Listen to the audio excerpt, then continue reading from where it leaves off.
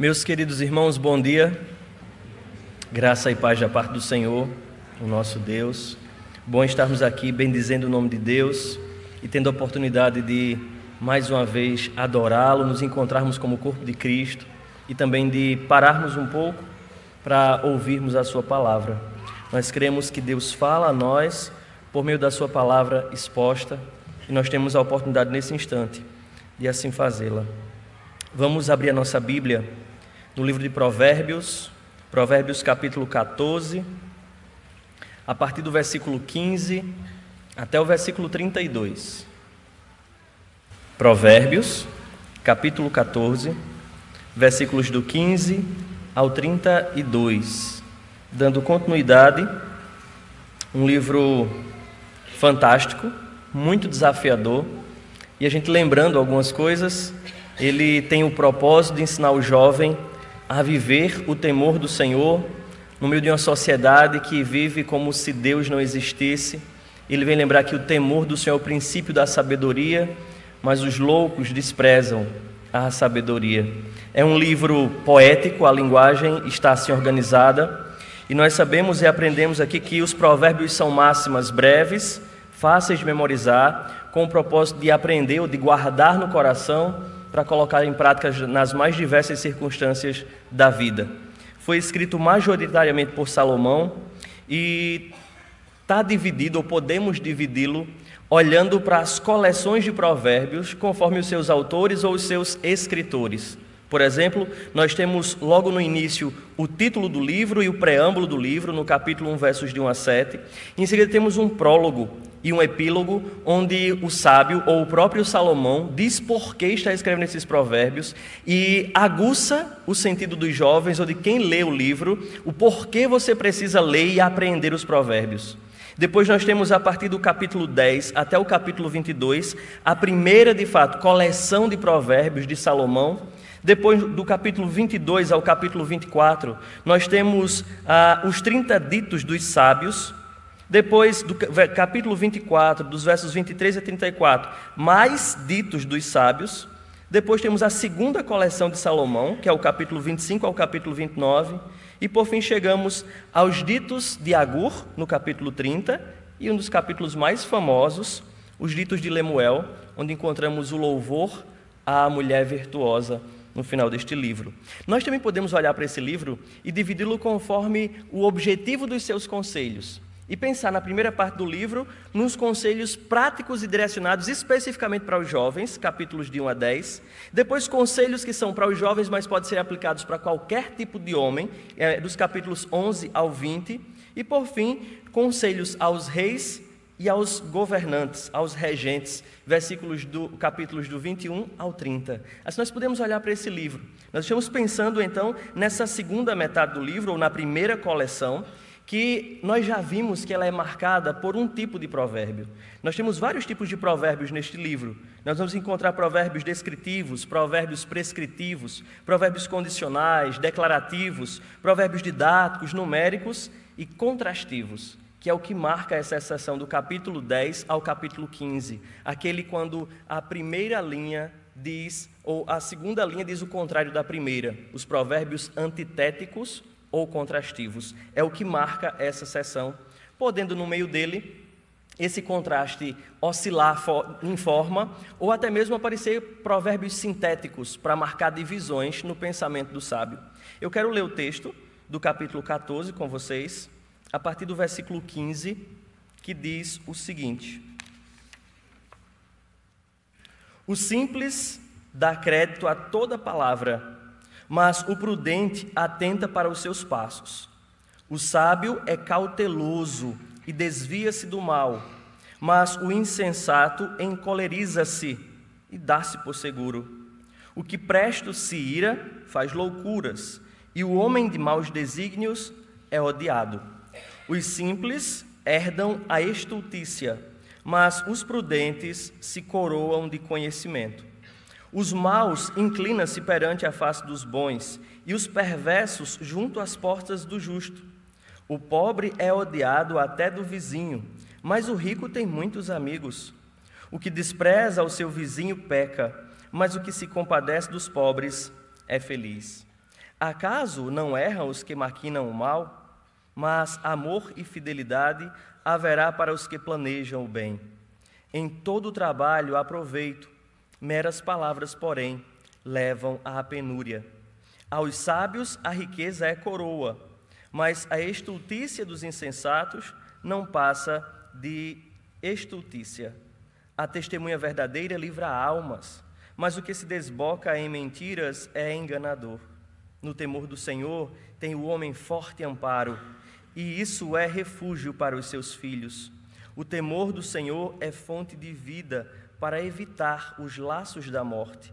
Na multidão do povo está a glória do rei, mas na falta de povo a ruína do príncipe. O longânimo é grande em entendimento, mas o de ânimo precipitado exalta a loucura. O ânimo sereno é vida, a vida do corpo, mas a inveja é a podridão dos ossos. O que oprime ao pobre insulta aquele que o criou, mas a este honra o que se compadece do necessitado. Pela sua malícia é derribado o perverso, mas o justo, ainda morrendo, tem esperança. Amém. Nossa oração é que o Senhor nessa manhã se compadeça de nós e fale ao nosso coração por sua palavra. Então, os provérbios estão diante de nós com um propósito. Memorizem-nos, guardem-nos no coração para não pecar contra o Senhor. Tenham o cuidado de fazer tudo quanto nele está escrito. Nós estamos aqui pensando na segunda seção do livro, onde temos a primeira coleção de Provérbios de Salomão, que se estende do capítulo 10 até o capítulo 22. E essa seção ela pode ser dividida em duas partes. Nós estamos perto do final da primeira parte desta coleção, onde ela é marcada por esses provérbios contrastivos e que tem um propósito de qualificar a sabedoria como um termo ético, afirmando que os justos são sábios.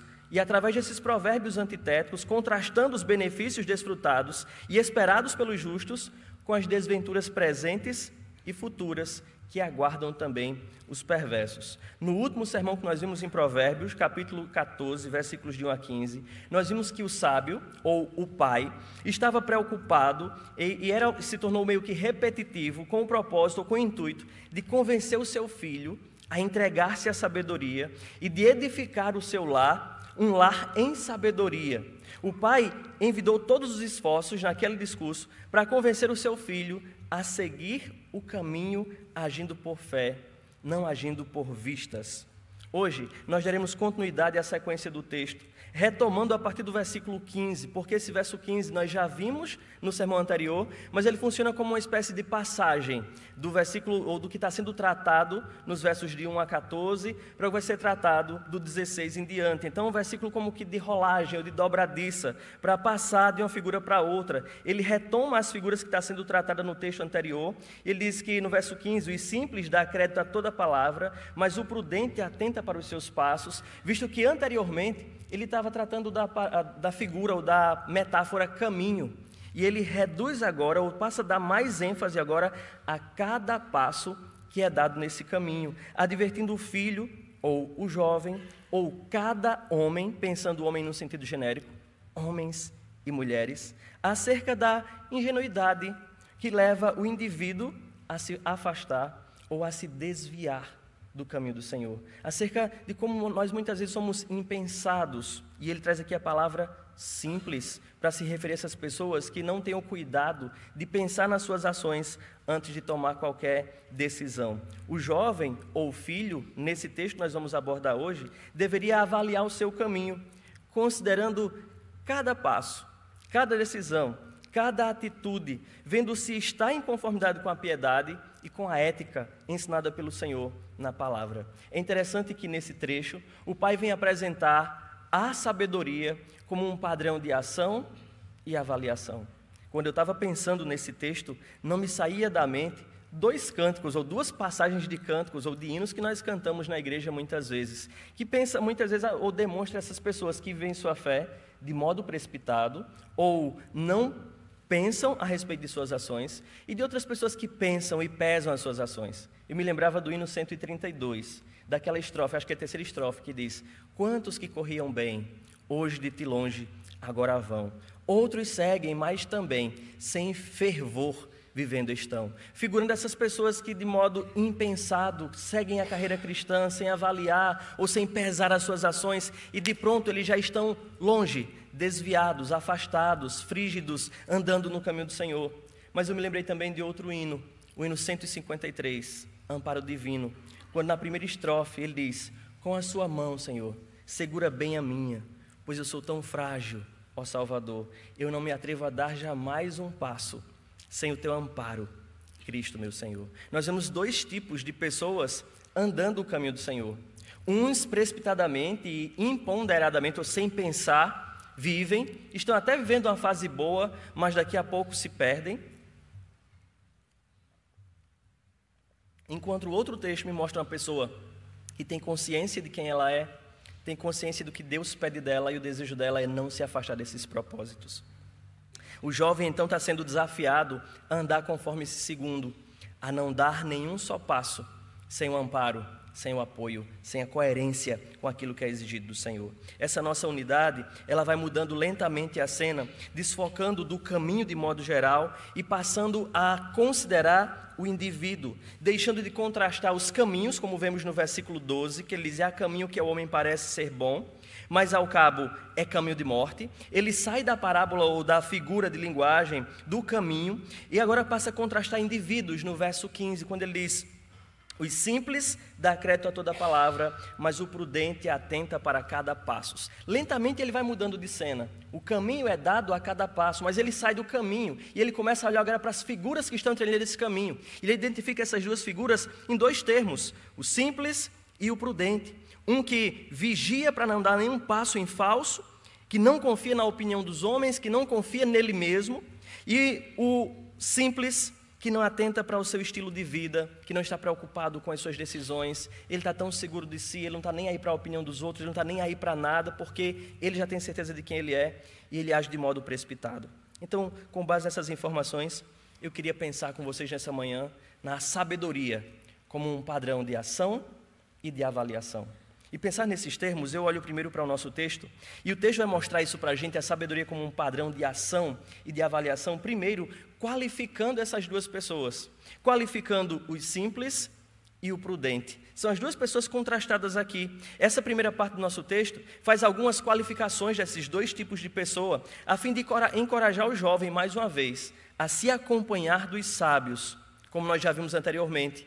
Ele encoraja o filho no início do capítulo 14 a procurar uma mulher sábia que edificará um lar no temor do Senhor, um lar nos preceitos de Deus. E ele agora não só encoraja a formação da família, mas também para a vida toda e qualquer companhia, como nós já vimos, seja para uma sociedade comercial, seja para amizade, seja para construir família, seja para o que for. Ele está ensinando ao filho a olhar pelo padrão da sabedoria e avaliar as pessoas, primeiro qualificando essas pessoas. Mas não somente para sair por aí avaliando as pessoas, mas como um padrão para as suas próprias ações. Ele qualifica o simples e o prudente. E nós pensamos nessas duas palavras muitas vezes como se elas fossem palavras correlatas, que a gente pode entender a simplicidade como uma virtude. Mas é interessante que quando observamos o contraste dos provérbios, o simples, ou o termo simples, como é traduzido aqui em português, não é muito bem entendido por nós.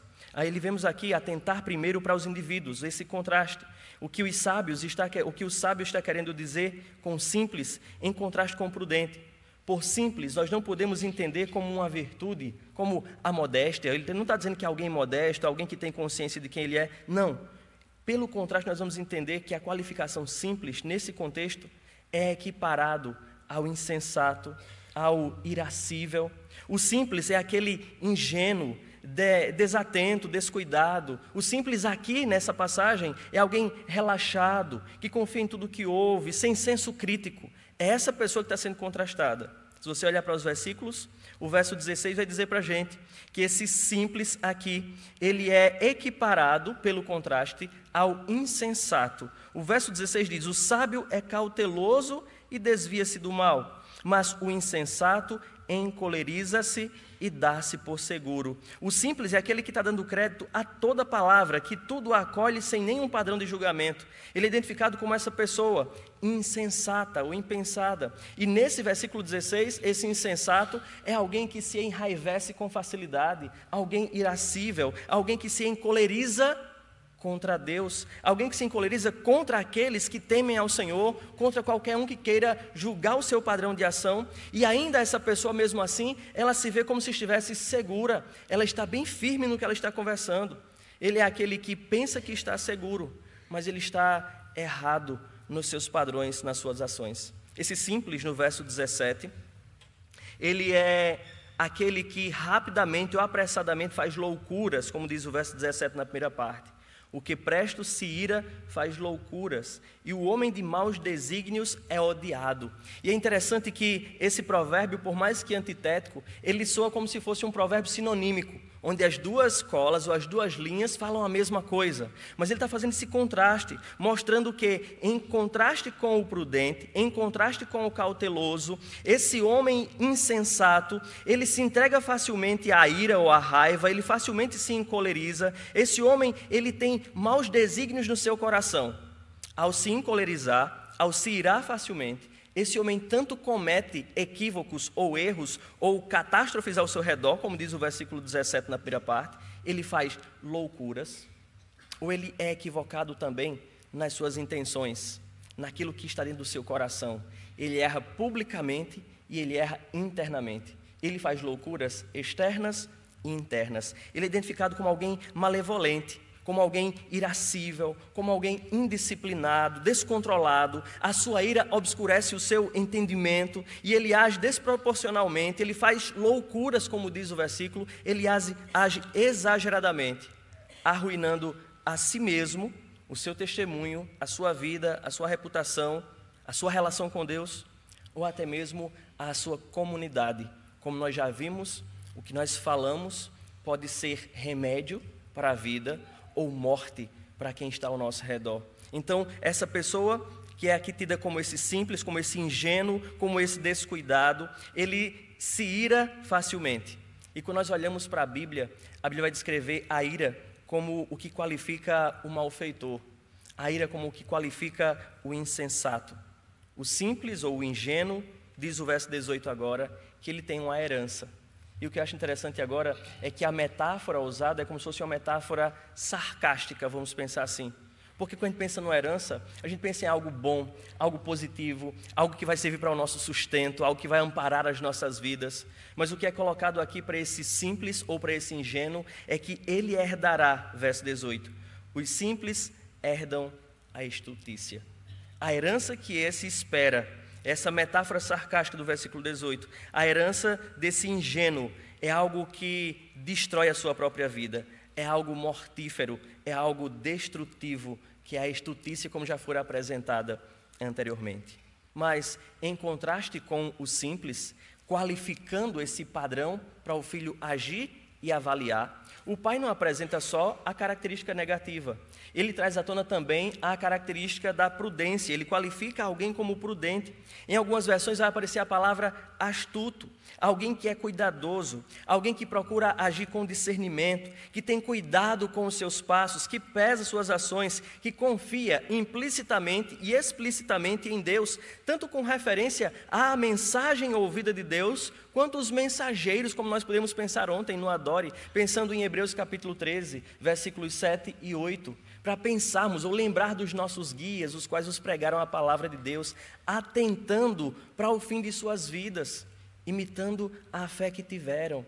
Os prudentes, eles têm esse cuidado de avaliar as circunstâncias, de avaliar as mensagens, de avaliar os pregadores. E nos dias que nós vivemos, é interessante que quando nós falamos, se eu mudasse a palavra de avaliar por julgar, nós poderíamos despertar aqui muitas divergências ou discussões, porque muitos cristãos hoje vão dizer, você devia pedir perdão por julgar as pessoas, porque julgar não vem de Deus. E Jesus diz, não julguem para que vocês não sejam julgados, porque com a medida que vocês julgam, vocês também serão julgados. Isso tem despertado no tempo assim, você não pode emitir uma opinião ou olhar para as pessoas conforme o que diz a Bíblia. Veja, o pai está dando ao filho um padrão para que ele possa agir e tomar as suas decisões e direcionar os seus passos, mas tem um padrão de avaliação. Meu filho, quem lhe acompanhará? Com quem você se ajuntará? E o pai aqui qualifica dois tipos de pessoas, o simples e o prudente. Eles olhem para as ações dessas pessoas, Olhe para a vida dessas pessoas, porque as suas ações externam se eles são sábios ou se eles são nécios. As suas ações apresentam se eles temem ao Senhor ou se eles são loucos. Jesus disse: vocês conhecem a árvore pelo fruto. E a Bíblia nos apresenta o que é um fruto de justiça e o que é um fruto de impiedade. Quais são os frutos da carne e quais são os frutos ou a obra do Espírito, nos dando um padrão para avaliarmos a nós mesmos e aquelas pessoas que nos acompanham. E o Pai faz isso aqui com o Filho. Agora, se nós julgamos conforme os nossos caprichos, julgamos conforme o nosso padrão, aí Jesus diz: cuidado, porque com a medida que você julga as pessoas, não sendo em conformidade com o padrão da palavra de Deus, você também será julgado. Então, o Pai apresenta aqui esse padrão para a gente. Alguém que é prudente, alguém que tem cuidado com os seus passos. Alguém como os bereanos, que ouvia a mensagem, o pregador era meio que estranho. Esse cara falava o contrário há pouco tempo. Mas vamos avaliar o que ele está dizendo pela palavra. Eles tinham um padrão de julgamento. Então esse prudente era alguém que confiava implicitamente em Deus e explicitamente em Deus, e ele tinha esse padrão santo para avaliar a mensagem. Ele tinha segurança na mensagem que ele ouvia quando vinha da parte de Deus. Ele avaliava também os mensageiros, ele conhecia se os mensageiros vinham da parte de Deus ou não. Este prudente, ele é qualificado no verso 16 como alguém que é cauteloso, alguém que pesa as suas ações, alguém que pensa antes de agir, diz o verso número 16. O sábio é cauteloso e desvia-se do mal. E o que é interessante ainda é que ele não se superestima como o simples, ele não pensa de si mesmo além da realidade, ele não se sente autoconfiante, mas ele desvia-se do mal. Alguém que é seguro demais de si, alguém como esse simples, ingênuo, ele diz: não, eu sou bom nisso, eu não sou tentado nessa área, eu consigo enfrentar esse pecado, pode passar na minha frente, eu não vou cair. Ele esquece do padrão da palavra, ele esquece do desviar-se do mal, de mudar o caminho, de ser covarde em algumas circunstâncias, a não dar lugar às tentações, a não se colocar por forte. Esse prudente é aquele que depende de Deus, que confia em Deus, que conhece a Deus e que diz: se Deus mandou eu fugir da aparência do mal, fugirei da aparência do mal. Não darei brechas ao pecado, não passarei perto da adúltera, como nós já vimos no capítulo 9. Então, queridos, esse prudente, ele é descrito ou qualificado como alguém cauteloso, alguém que se desvia do mal, alguém que pesa as suas ações. Por inferência, nós podemos entender que o prudente é alguém disciplinado, que age em temor ao Senhor e não pela segurança que tem em si mesmo.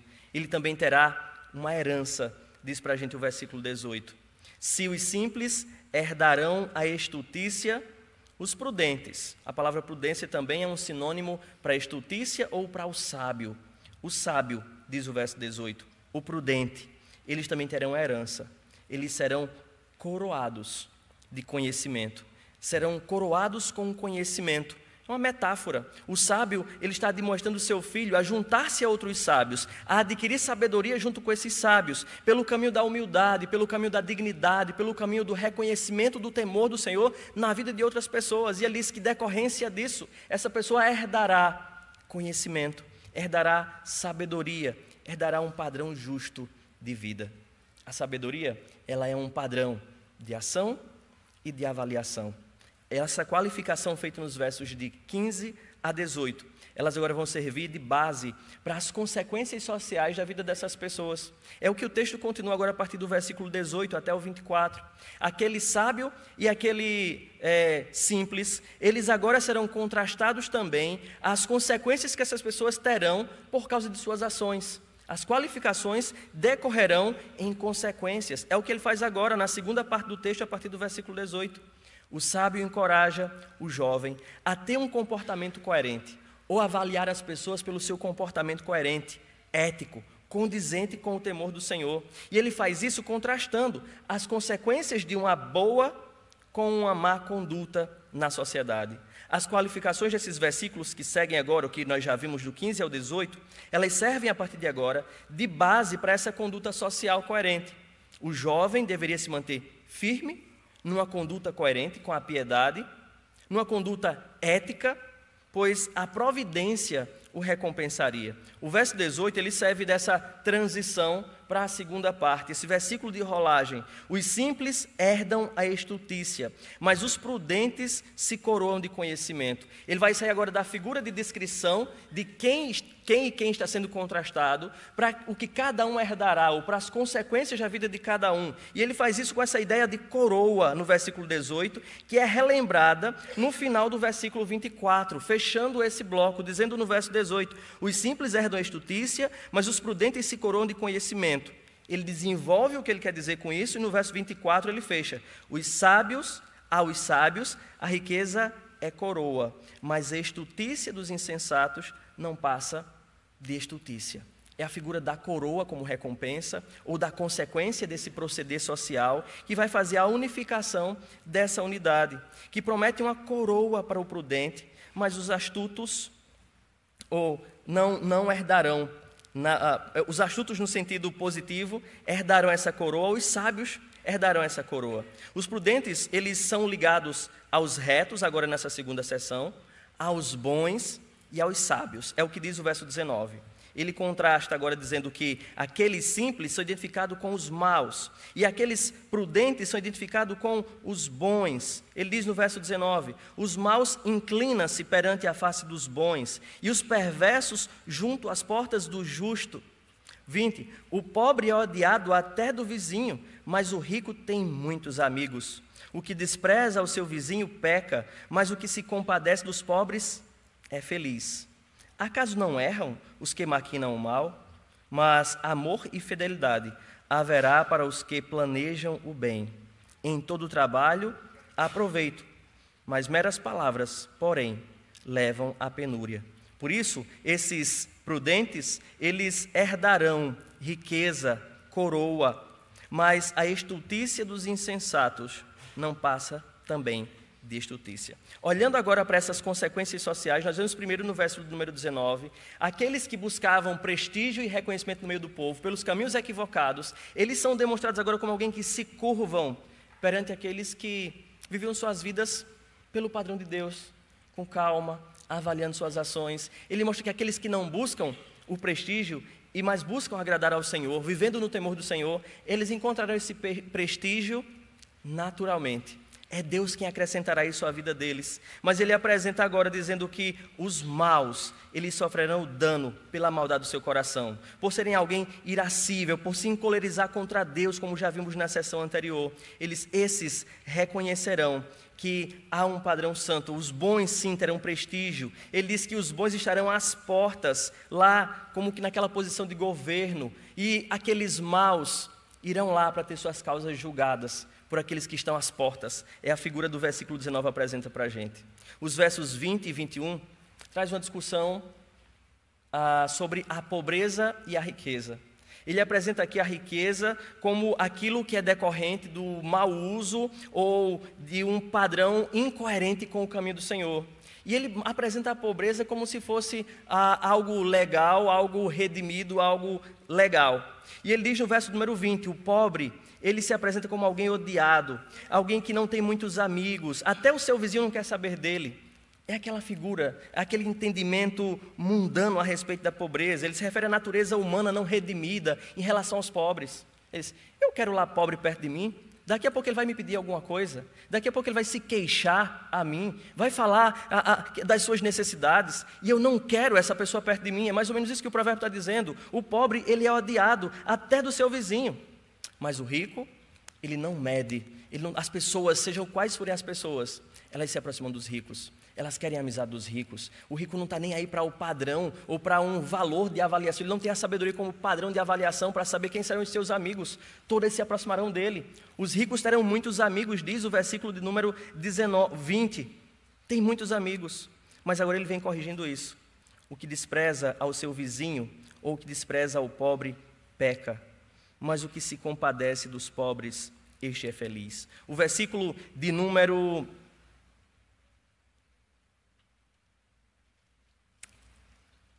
Eu vou comentar isso mais na frente, quando chegar na terceira parte do texto. Ele vem lembrar esse valor do pobre, que o valor do pobre não está na sua condição social, mas o fato dele ser imagem e semelhança de Deus. Ele deveria ser reconhecido o seu valor, ele deveria ser atentado, cuidado. É isso que o versículo mostra para a gente. Ele contrasta o empobrecimento social do pobre com os benefícios sociais do rico, e ele revela uma verdade dura e explícita acerca da natureza humana. Ao contrário da pessoa rica que tem bens materiais suficientes, mas é deficiente em termos morais, o pobre é materialmente deficiente, mas nunca é apresentado com essas deficiências morais. O verso continua ainda mostrando para a gente, agora no verso 22, ele diz para a gente: acaso não erram essas pessoas que maquinam o mal, essas pessoas que se encolerizam contra Deus, essas pessoas que são autossuficientes, que pensam a si mesmo além da realidade? Acaso essas pessoas, elas não erram quando maquinam o mal? Mas aquelas pessoas que pensam o bem, que planejam o bem, que agem no temor do Senhor, aqueles que são prudentes, aqueles que são coerentes, diz ainda o verso 22, amor e fidelidade haverá para essas pessoas. As amizades que eles constroem não está baseada em interesses materiais, em prestígio de uma pessoa com outra, mas está baseada tão somente em amor e fidelidade. Por isso, ainda como mais uma consequência das suas ações em sociedade, ele apresenta agora o que ele já comentou no capítulo 6, aquele que é preguiçoso e aquele que trabalha. Ele diz: aquele que trabalha, em todo trabalho há proveito, mas aqueles que só falam, a sua vida vai terminar em penúria. Ele já discutiu esse assunto aqui. Então ele apresenta agora as consequências sociais daqueles que são simples e não estão nem aí para nenhum padrão, e não tem esse padrão que eu não vou julgar ninguém, porque o julgar pertence a Deus. Ele apresenta agora aqueles que são prudentes e agem em conformidade com a sabedoria, e quais são as consequências sociais que essas pessoas vivem. O texto vai caminhando para a gente, e ele apresenta agora, depois dos versos 18 a 24, com essa referência que encerra os versículos 23 e 24. Quando ele chega no 24, ele apresenta agora essa coroa, encerrando essa sessão. Ele dá continuidade ao tema da riqueza e da pobreza, iniciado no verso 20. Mais especificamente, ele intensifica o proveito, ou as riquezas adquiridas mencionadas no verso 23, para uma coroa que adorna, para um prêmio final, verso 24. A riqueza é coroa, mas a estultícia dos insensatos não passam de estultícia. Aqueles que andam no caminho do Senhor, que trabalham dignamente, aqueles que se preocupam em agir num padrão de ética, o que eles recebem, a riqueza deles, é como se fosse uma recompensa dada por Deus. Eles são reconhecidos no meio da comunidade, no meio da sociedade, pela sua justiça, pela sua coerência, pela sua ética. Agora, caminhando para a terceira parte do nosso texto, nós vamos ver agora essas consequências do agir do simples e do prudente, não mais em termos de vida social, mas em termos eternos, de vida e morte. Qual a consequência de você ser alguém impensado ou simples, como ele coloca no verso 15, e qual a consequência de você ser alguém prudente, cauteloso e sábio? A terceira parte do nosso texto, que vai do versículo 25 ao versículo 32, ele está abordando aqui, combinando as duas unidades anteriores. Ele pega algumas qualificações e ele apresenta agora ao filho, convida o filho a perceber que os simples perversos, eles serão lançados na destruição final, mas aquele prudente que é identificado com o bom, mesmo na sua morte, ele vai encontrar refúgio no Senhor. Mesmo diante da calamidade que as pessoas podem pensar, ou da destruição da vida deles, a esperança deles não morre na morte. Aquele ditado popular: a esperança é a última que morre. Aqui em Provérbios ele é negado. Eles até mesmo na morte, a esperança daqueles que confiam no Senhor permanece.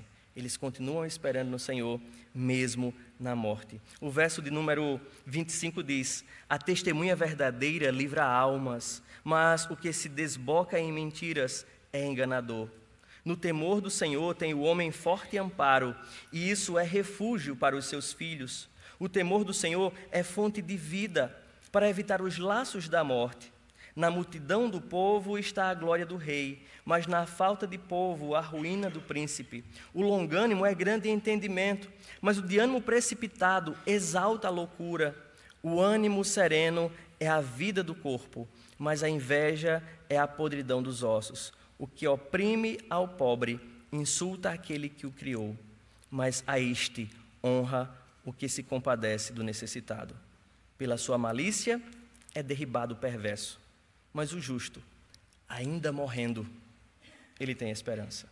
Ele sai agora dessas qualificações sociais e ele apresenta agora essas consequências eternas em termos de alma livrada e alma enganada, amparo e refúgio, fonte de vida e laços de morte, glória e ruína, grande entendimento e a exaltação da loucura. Ele apresenta a vida do corpo e a podridão dos ossos, aquele que insulta o seu Criador e aquele que honra o seu Criador, aquele que é destruído ou derribado, como diz o versículo número 32, mas aqueles que mesmo na morte, eles permanecem na esperança. Os contrastes são apresentados e ele vai mostrando para a gente essas qualificações que levam a uma consequência eterna. E ele apresenta no versículo 25 a primeira qualificação. Ele diz no verso 25, a testemunha verdadeira livra almas, mas o que se ensoberbece em mentiras é enganador. Aquele padrão de vida, de simplicidade e prudência que foram contrastados, tem consequências eternas. Aqueles que temem a Deus e que andam em submissão e em verdade, está sendo contrastado com aqueles que se encolerizam contra Deus e contra a comunidade do temor do Senhor. E ele diz que aqueles que testemunham a verdade, ou a testemunha honesta, ele apresenta como alguém que livra almas. Quando pensa em uma testemunha honesta, o versículo está tipo colocando aquela pessoa que é levado perante um tribunal para ser uma testemunha, e ele abre a sua boca e ele dá testemunho condizente com a verdade, com o propósito não somente de zelar pela verdade, de publicar a verdade, não aquele que dá um falso testemunho com o objetivo de tirar proveito. Ele está contrastando esses dois comportamentos. Ele diz uma testemunha que está lá perante o tribunal e fala a verdade, ele livra almas. E eu fiquei pensando, saindo daqui da literatura sapiencial, e olhando para o todo da Bíblia, olhando para nós como testemunhas do Senhor Jesus Cristo. Eles a testemunha honesta, aquele que age em conformidade com a ética, com a verdade, com a justiça, com o que Deus requer que ele haja. Ele é alguém que livra almas. Eu lembro do Senhor Jesus Cristo dizendo aos discípulos que eles seriam as suas testemunhas, que eles tinham que sair por aí falando a verdade, mesmo que fosse diante de tribunal, ou que qualquer que fosse a situação, ver a consequência, eles livrariam almas. Quando nós testemunhamos da salvação do Senhor, quando nós proclamamos o Evangelho, nós estamos cumprindo isso aqui, livrando almas da condenação final. Nós precisamos ser essas testemunhas honestas e livrar almas, e não sermos pessoas que desembocamos em mentira, alguém que se ira facilmente contra Deus, mas que essas pessoas que agem assim, elas são como aqueles enganadores que agem buscando o proveito próprio, tirar proveito da situação. Ele mostra, ele qualifica outras pessoas, versículos 26 e 27. Essas pessoas dos 26 e 27 são qualificadas como aquelas que temem ao Senhor. Diz o verso 26, no temor do Senhor tem o homem forte amparo, e esse temor, ele é refúgio para os seus filhos. Eu acho isso tão fantástico, como essa espécie de herança é apresentada, como aquele chefe da família, que insiste em ser alguém prudente e temente a Deus, aquele que age em conformidade com a verdade, ele não terá proveito somente para si. Nós já vimos em Provérbios, a comunidade desfrutará do testemunho dele, ele será alguém de prestígio no meio da igreja, mas agora esse versículo diz também que a herança passará aos seus filhos, aquele cuidado, aquele amparo do Senhor também será um refúgio para os seus filhos, para os seus descendentes. Ele diz no verso 27, o temor do Senhor é a fonte de vida, é a consequência, esses termos de eternidade aqui apresentado, para evitar os laços da morte, que são apresentados por aqueles que se desembocam em mentira, por aqueles que se desviam do caminho do Senhor, por aqueles que se encolerizam contra Deus, por aqueles que se têm por seguro e vivem como que eu descobri uma verdade nova e eu estou livre dessas amarras religiosas. É o discurso que a gente ouve no nosso tempo, e muitas pessoas estão se entrando por esse caminho, esquecendo da sabedoria como um padrão de julgamento, da vida, da verdade, do padrão santo. Ele diz, aqui há laços de morte como um sentido eterno, contrastando com a fonte de vida, com o forte amparo que é o Senhor, desse Deus que se apresenta como um mantenedor, de uma providência que recompensa. Agora ele vem com um versículo 28, que é como se ele tivesse isolado no meio dessa unidade, porque ele não está falando de uma descrição ou descrevendo esse padrão em linguagem eterna, mas ele bota na multidão do povo está a glória do rei, mas na falta de povo, a ruína do príncipe. Ele contrasta, lembrando aqui, a gente pode ver dois jovens que agiram em sabedoria e outro que não agiu em sabedoria. Roboão, filho de Salomão, foi um desses que se deixou levar pelas circunstâncias. Um rei que perdeu o favor, perdeu tipo 10 pedras de sua coroa, por agir de modo precipitado, por ser esse simples, ingênuo, que não julgava as circunstâncias conforme o padrão santo. Nós vemos outro que age em sabedoria, o próprio Davi, que não procurava tirar proveito das circunstâncias, mas ele procurava agir segundo o coração de Deus. Ele diz: aquele que age, o rei que age no temor do Senhor, a multidão do povo está com ele, é a sua glória. A glória do rei é essa multidão que ouve, que é afagada pela verdade de Deus ou pelo testemunho coerente. Mas na falta de povo está a ruína de um príncipe. Então o texto volta a fazer as qualificações, e as qualificações que mostram agora as consequências em termos de vida ou morte. Versículos 29 e 30, vai mostrar agora uma característica de alguém que teme ao Senhor. Ele apresenta o que é paciente, o que é longânimo. Ele diz: os longânimos, ou o longânimo, é grande em entendimento, mas o de ânimo precipitado, esse simples, esse ingênuo, o modo de agir dele explosivo ou irascível, exalta a loucura. O ânimo sereno, tranquilo, longânimo, é vida para o corpo, mas a inveja é a podridão dos ossos.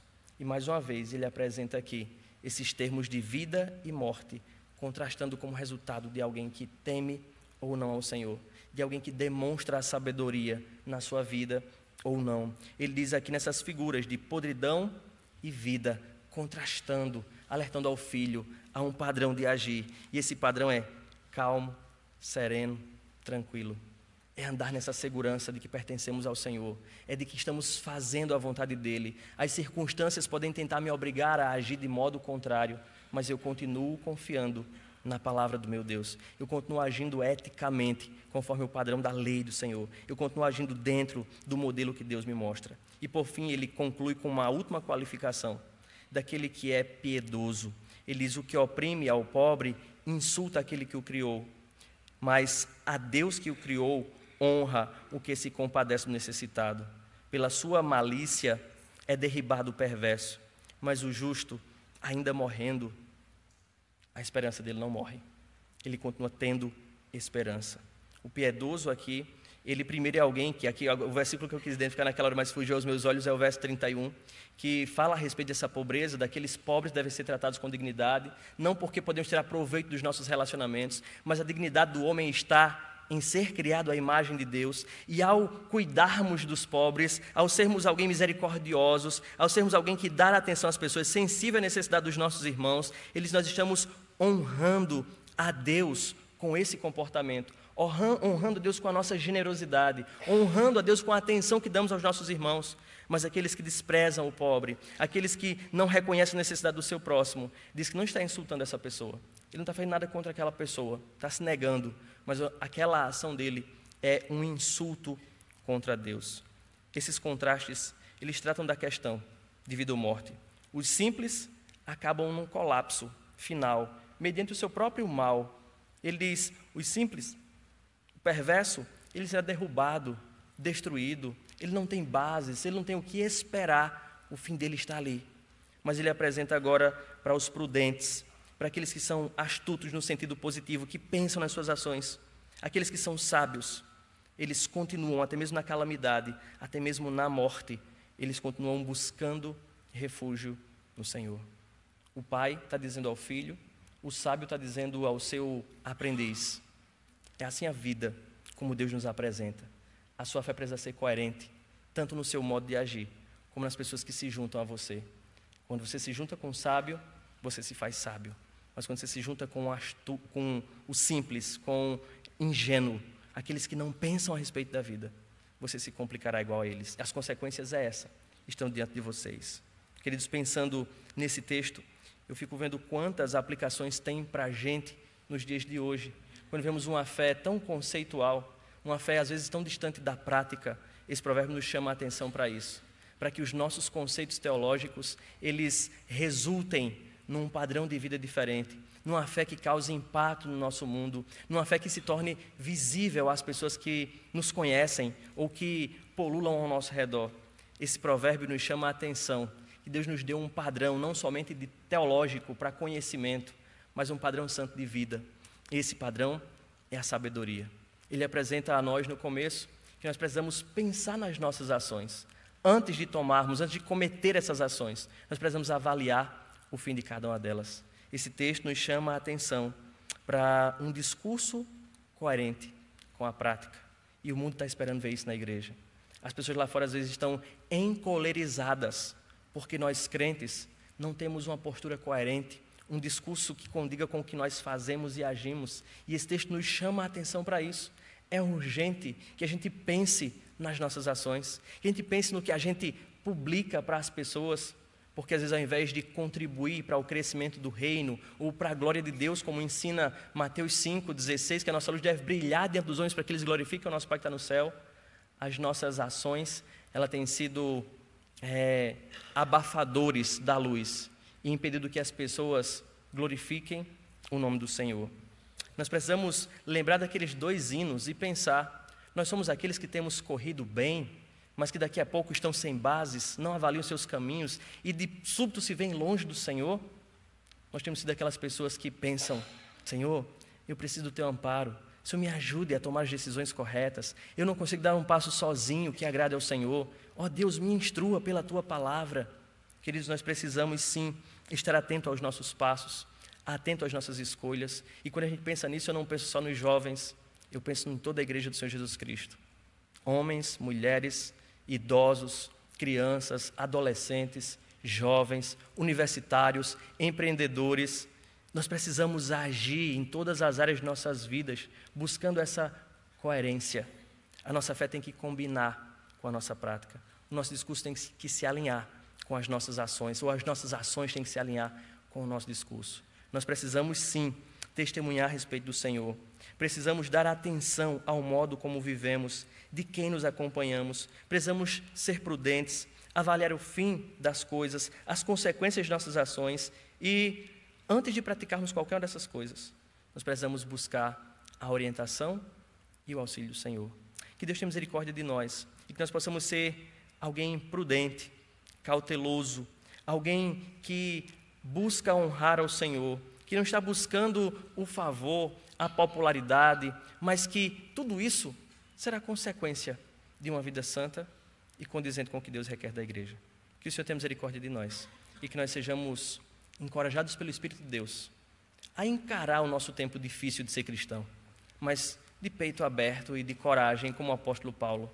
Tipo, minha vida é esse livro aberto para vocês leem Cristo nas páginas dele. Que a gente possa ser assim e que Deus seja glorificado pela nossa postura e pelo nosso testemunho, pelo padrão que vivemos e avaliamos as circunstâncias ao nosso redor. Amém.